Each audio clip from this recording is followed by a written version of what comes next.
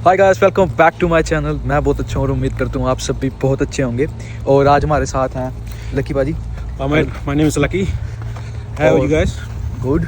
और जो भी चैनल पे नए हैं मैं बता दूं, मेरा नाम है भव्य। बाजी ने इंट्रोड्यूस कर दिया अपने आप को लेके। और वो हम दोनों ओल्ड विडोंगा लाट्रोव यूनिवर्सिटी से नर्सिंग कर रहे हैं और ये हमारा 3rd ईयर है। तो अभी तक मेरे को ऑस्ट्रेलिया में 2 साल हो गए हैं। और पाजी को आप कितने साल हो गए पाजी? तो 15 प्लस हो गए। 15 प्लस 15 साल से ऊपर हो गए हैं, सिटीज़न हो गए हैं। सेम जैसे इंटरनेशनल स्टूडेंट की तरह आए थे, पर अब तो सिटीजनशिप है, घर बना ली, सब कुछ हो गया। अब बहुत हो गया, सब कुछ सेटल हो गया। फर्स्ट चलो सब कुछ अच्छी लाइफ है।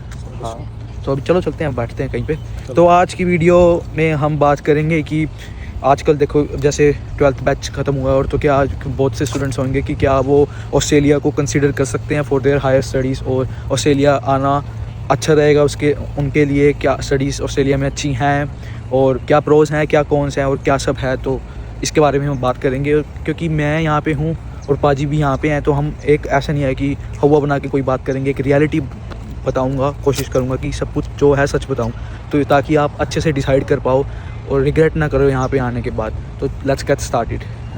तो अभी हम फ़िलहाल कैफ़े में बैठे हैं। क्लास थी हमारी थर्सडे, वीक में 2 दिन क्लास होती है, 2 दिन होती है। Thursday Friday. ये एक अच्छी बात है देखो रीजनल टाउन में आने की, और 2 दिन क्लास होती है। अपना सारा स्केड्यूल आप फिक्स कर सकते हो, उसी हिसाब से सब कुछ फिक्स है। पाजी ने उस हिसाब से फिक्स कर रखा है, मैंने उस हिसाब से पीसफुली हम वीडियो बना सकें। लाइब्रेरी जा रहे हैं, लाइब्रेरी में यहाँ पे हम ऐसे रूम ले सकते हैं 2 घंटे के लिए। वहाँ पे उस नाम लिखना होता है अगर वो खाली होगा तो, क्योंकि रूम लेने का फ़ायदा ये होता है कि हम वहाँ पे बात कर सकते हैं। अदरवाइज़ आप लाइब्रेरी में शोर नहीं मचा सकते। ऑफ कोर्स वीडियो बना रहे हैं, बात करेंगे तो।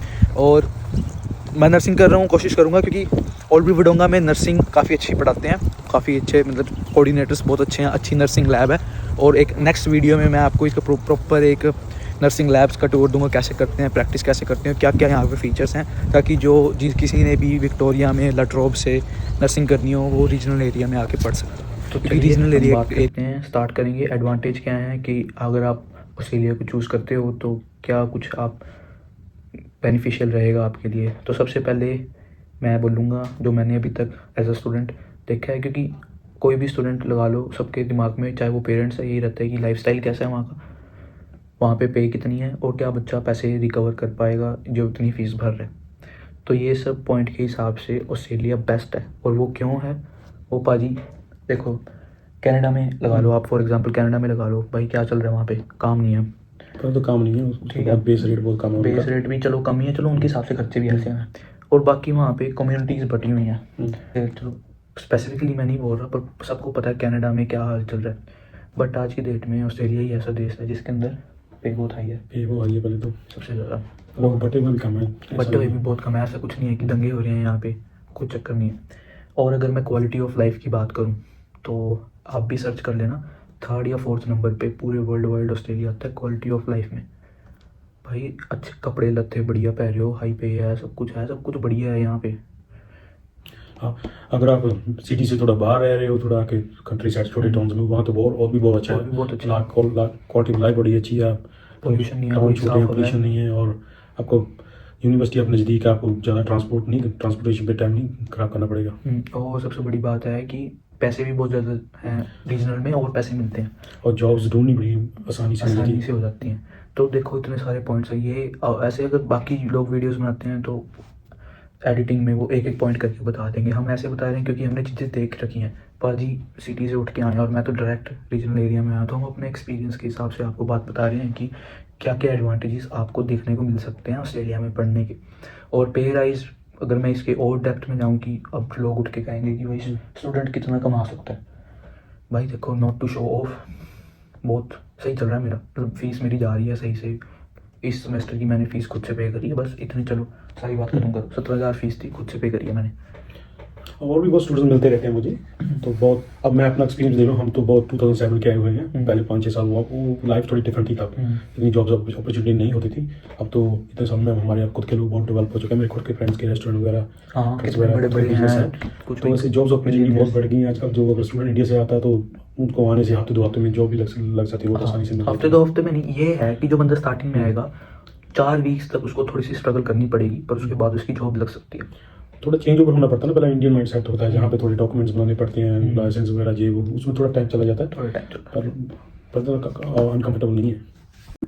और भाई एक रीज़न है वाई आई आस्क पाजी क्योंकि पाजी अभी जैसे पाजी ने बताया 2007 से आए हुए हैं यहाँ पे, और जो हमारी पुरानी जैसे मेरे फादर मदर हैं, जो वाली जनरेशन है और काफ़ी जो पुरानी उनको अभी भी दिमाग में उनके ये बसा हुआ है कि क्योंकि इंडिया में मूवीज़ भी ऐसे दिखाते हैं, शोज़ भी ऐसे होते हैं कि ऑस्ट्रेलिया में रेसिज्म ज़्यादा है। पाजी जिस टाइम पे आए थे उस टाइम पे जो मैंने इनकी स्टोरी सुनी है, हाँ उस टाइम पे था ऐसा कुछ, बट मैं अब जो 2023 में आया था, बट अब ऐसा कुछ नहीं है, कुछ ऐसा तो नहीं है कि बिल्कुल नहीं है, जैसे घर से जॉब्स वगैरह पे नहीं है, कुछ जॉब्स वगैरह पे नहीं है, जॉब इजीली मिल जाती है, जॉब्स इजीली मिल जाती है आपको, पूरी रिस्पेक्ट मिलती है जॉब पे, कोई ऐसा नहीं है कोई, तो फ्रेंड्स बनते हैं, अब आपको बहुत फ्रेंड है दूसरी कम्युनिटी से भी, आपस में इकट्ठे रहते हैं सभी से, तो ऐसा कुछ नहीं है, रेसिज्म वगैरह एक्सप्लॉइटेशन नहीं है। और ऑस्ट्रेलिया अगर आप रीजनल टाउन में आते हो तो पोस्ट स्टडी वर्क वीज़ा भी 4 साल का है, और अगर सिटी में आते हो तो 2 साल का है, तो पैसे भी पूरे हो जाएंगे। अगर सपोज़ आपका मन नहीं है यहाँ पे PR लेने का, सिटीजनशिप लेने का, तो 2 साल में अगर आप अपनी स्टडी पूरी करते हो तो जितने भी आपने अपने पैसे लगाए हैं अपनी स्टडी पे सारे रिकवर हो जाएंगे। और क्या क्या है, हेल्थ केयर यहाँ पे काफ़ी अच्छा है, हेल्थ केयर बहुत अच्छा है, काफ़ी अच्छा हेल्थ केयर है यहाँ पे, और हमारे को OSHC मिलता है, overseas student health care coverage, जो हमारे को इंडिया से पहले पैसे देने होते हैं, और उसके हिसाब से यहाँ पे अगर आप सिटीज़ में रह रहे हो तो उधर ज़्यादा आपको क्लिनिक मिल जाएंगे जिसमें आपको कोई पैसे नहीं पे करने पड़ेंगे, तो देख लो इसका भी एक बेनिफिट है। और क्या मांगता है स्टूडेंट, एक ऐसे देश में जाके लाइफस्टाइल अच्छा बता दिया, पैसे अच्छे बता दिए, स्टडी अच्छी बता दी, फ्रेंड्स अच्छा है, मल्टीकल्चरल देश है। अगर आप जब तो यहाँ पे भी होने लग गया रीजनल टाउन में भी, वैसे तो सिटीज़ में दिवाली होली सब कुछ मनाते हैं, बहुत से इवेंट्स मनाते हैं, मैं तो रीजनल में रहता हूँ, मैं बहुत कम गया हूँ, पर आज इस यहाँ पे पिछले 10-15 साल से मना रहे हैं। हाँ पिछले हफ्ते मैंने सुना है होली मनाई थी, दिवाली भी मनाते हैं, हाँ, तो कम्युनिटी सब कुछ हो रहा है, ऐसा तो कुछ है नहीं कि होम सिकनेस फील होगी या कुछ भी ऐसा। अब यहाँ पे सिख टेम्पल भी है, मंदिर भी है, और मस्जिद भी है, सब कुछ चल रहा है, अच्छा चल रहा है। अगर तो मैं रीजनल टाउन की बात करूँ, और ऑस्ट्रेलिया में तो पता नहीं कितने बड़े बड़े मंदिर, कितने बड़े बड़े, तो गिन भी नहीं सकते आप इतना, हाँ काफ़ी कुछ है। और घूमने की बात करें, ट्रैवलिंग की, ऑस्ट्रेलिया कुछ इतना सुंदर देश है, और मैंने तो अभी घूमा नहीं है, बट काफ़ी घूमने की जगहें भी हैं यहाँ पे। चलो ये तो थोड़ी सी हमने डिस्कशन कर ली कि क्या क्या एडवांटेज हैं और क्या क्या जो डिसएडवांटेजेस हैं जो आपको फेस करने पड़ सकते हैं। वो ये है कि सबसे पहले कि वीज़ा बहुत मुश्किल से मिलता है ऑस्ट्रेलिया का नाउडेज, क्योंकि ऑस्ट्रेलिया को भीड़ भड़ाका नहीं चाहिए अपने देश में बिल्कुल भी। उन्होंने पहले ही कैप्स लगा दिए हैं कि इतने ही इंटरनेशनल स्टूडेंट्स लेंगे हर साल। वो इंडिया में से सबसे ज़्यादा स्टूडेंट्स आते हैं इंटरनेशनल, वो क्योंकि उनके बड़ी चल रहा है, बट जो नॉर्थ साइड इंडिया से हैं आजकल उनके लिए वीज़ा आना काफ़ी कम हो गया है। तो आपको अपनी डॉक्यूमेंटेशंस ऑन द रॉक्स रखनी पड़ेगी, मतलब कि हर एक चीज़ में टिप टॉप होनी चाहिए। और दूसरा डिसएडवांटेज तो नहीं है, बट एक ये है कि आप यहाँ पे बिना व्हीकल के नहीं से आ सकते। अगर आपके पास व्हीकल नहीं है तो आपको बहुत दिक्कत होने वाली है, चाहे आप रीजनल में हो चाहे आप सिटी में हो। टाइम कंज्यूमिंग बहुत ज़्यादा है, एक डिस्टेंस से दूसरे डिस्टेंस बहुत ज़्यादा टेक कर सकता है। क्योंकि इसका एग्जांपल मैं हूँ, मैं रीजनल एरिया में रहता हूँ, मैं अभी तक अपनी पुश बाइक यूज़ करता हूँ। तो कभी भी अगर बारिश आ जाए या कुछ भी हो जाए, टायर पंचर हो जाए, तो मैं अपनी बाइक नहीं यूज़ कर सकता। टैक्सी बहुत ज़्यादा महंगी पड़ती हैं रीजनल में, इस बात का बहुत ज़्यादा नुकसान है। ट्रांसपोर्टेशन इतनी है नहीं, पब्लिक ट्रांसपोर्टेशन और टैक्सी, प्राइवेट टैक्सी बहुत ज़्यादा महंगी है। और अगर सिटी में ट्रांसपोर्टेशन गुड है तो वो बहुत ज़्यादा टाइम कंज्यूमिंग है। तो यहाँ पे अगर किसी को गाड़ी चलाने नहीं आती तो मैं रेकमेंड करूँगा कि इंडिया से सीख के आओ। और क्या पाँच डिसएडवांटेज हैं जो हमारे को अभी तक लगते हैं कि ये चीज़ यहाँ पे सही नहीं है so far? Geez, a lot of things have changed, like and yeah, according to me, like you guys are just came, you will still experience a lot of things. What we have experienced already, some like getting your parents are here very hard, and so they can stay here only for a few months. Then they have to travel a lot as well. तो disadvantage एक ये भी है कि fees बहुत ज़्यादा high है। अगर आप अच्छे मार्क्स नहीं ले रखे, आपने 12th में कम मार्क्स हैं आपके, तो सपोज़ कर लो फ़ीस इतनी महंगी हो गई है कि 32 से 34,000 अ ईयर लगा लो कि 16 से 17 लाख रुपए साल के आपको देने पड़ेंगे। उसके बाद लिविंग कॉस्ट भी काफ़ी इंक्रीज़ हो गई है। खैर लिविंग कॉस्ट से हम देसियों को तो कुछ फ़र्क नहीं पड़ता, क्योंकि अपन तो काम कर रहे हैं, अपना सिस्टम लगा सारा अपने देसियों का। यहाँ पे देसी तो काम करता है और उनको तो कोई फ़र्क नहीं पड़ता। मैंने कई एक भी बंदा ने देखा देसी बंदा जो रो रहा हो लिविंग कॉस्ट के हिसाब से। अगर उनकी लिविंग कॉस्ट बढ़ रही है तो उनके पैसे भी बहुत कमा रहे हैं, हर साल सबके पैसे बढ़ते हैं।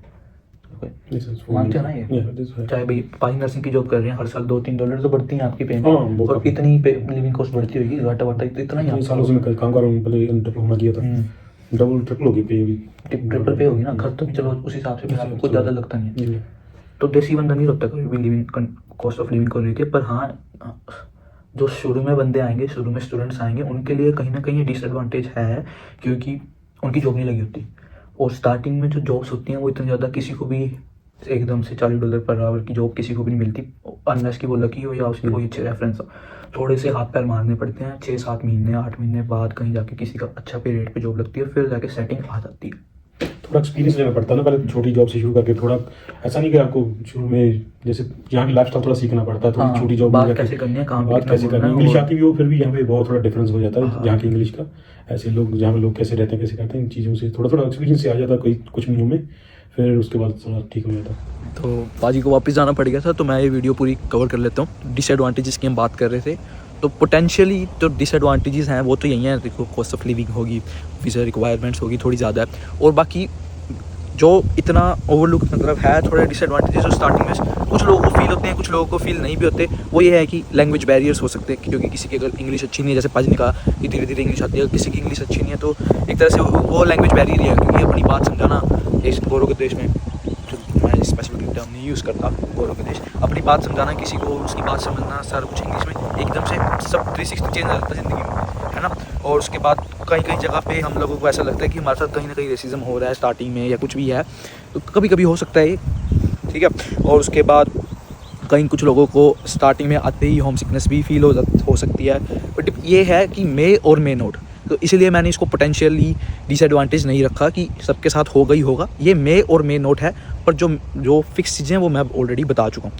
और बाकी कुछ एक डिसएडवांटेजेस अक्रॉस द रीजन्स हैं, अक्रॉस द स्टेट्स हैं। जैसे कि आप अगर विक्टोरिया में आ रहे हो तो विक्टोरिया में ऐसे वेदर बड़ा अनप्रेडिक्टेबल सा है ना, कि दिन में तो ऐसे लगा लो कि बहुत ठीक वेदर है और शाम को बारिश होगी, तो आप बहुत अनप्रेडिक्टेबिलिटी है वेदर में, मौसम में बहुत ज़्यादा चेंज ऐसे है। तो ये अक्रॉस द रीजन्स है। फिर ये डिसएडवांटेजेस भी नहीं लगा लो, मतलब ये थोड़े से चेंजेस हैं। तो इसके बारे में आप खुद से रिसर्च कर सकते हो कि आप अगर आपको not a big fan of rain, अगर आपको ऐसे ठंडी सर्दी ऐसे, तो इस हिसाब से आप सर्च करके उस स्टेट में जाना प्रेफर करना, ठीक है।